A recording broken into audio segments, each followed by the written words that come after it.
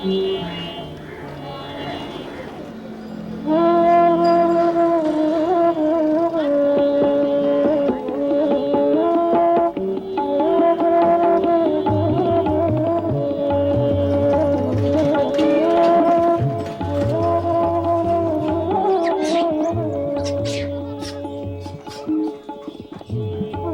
is Kathmandu, in the kingdom of Nepal, about as far away from a current affair land as we can get.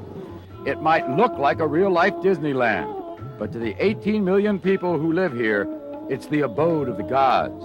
Not only because it cradles Mount Everest, the highest point on Earth, it is also the home of the cult of the living virgin goddess. The Nepalese share their lives with the divine, taking their closeness to the heavens quite literally. Each morning, they set out to wake up their favorite gods, casting ritual offerings at the thousands of shrines and temples in their neighborhoods. The gods, they believe, can live anywhere, in a stone, statue, a tree, an animal, or even us lowly mortals. Reigning King Birendra is himself revered as a living manifestation of God Vishnu, the preserver. The divine royal monarch worships a living goddess as well, the royal Kumari of Kathmandu, a living virgin goddess. She gives the king her blessing once a year, sanctifying his right to unquestioned rule. Not a bad deal for a king. The cult of Kumari, or living virgin goddess, is an ancient practice, thousands of years old, a tradition as old as the Hindu religion itself. But the goddess is still worshipped today by hundreds of thousands of Nepalese.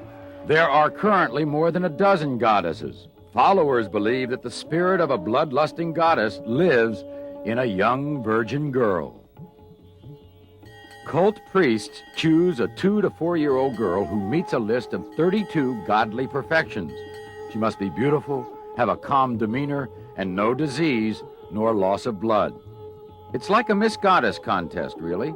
Goddess finalists must endure a hair-raising final exam. After a night of bloody sacrifice, the child must thread her way alone through hundreds of severed animal heads, lit only by candles. The girl who calmly endures this horror becomes a living virgin goddess. From that day on, until puberty or disease disqualifies her, she's the living goddess. Followers may ask her for help at work, for better health, or for a quick look into the future. The Kumari, since she is the symbol of power, she always wears red clothes. Even her tika in the forehead, she has a red dot. And also her ribbon of her hairstyle also is red. Whole her clothes is red. Even in the normal days, she always wears red clothes. Red symbolizes power, the position, and the status, and energy.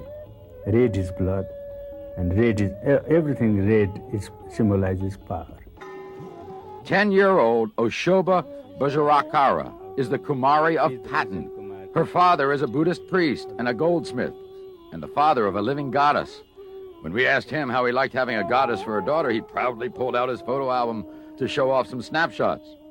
During special festivals, the goddess is carried through the streets in a chariot and dressed in ceremonial costumes.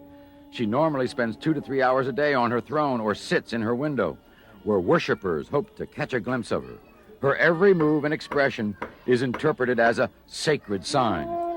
Since she is all-knowing and divine, schooling isn't necessary, and needless to say, her playmates do just what she wants, or else. Once a year, the royal Kumari of Kathmandu is carried through the streets. You see, a goddess's feet must never touch the ground. Frenzied followers lead the way to the temple.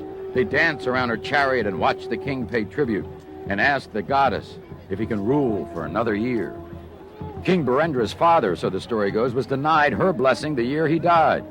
And what happens to the ex-goddess when the spirit leaves her at puberty, when a new goddess has calmly walked through the carnage and taken her place?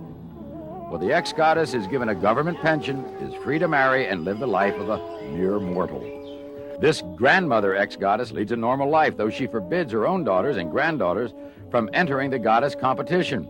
Many believe that marrying an ex-goddess is bad luck, the kind of luck that leads to an early grave. The ex-Kumari of Patan, who is now 35, liked the job so much, that she still carries on, with many of her followers content to worship her, even though she's getting a little frayed around the edges.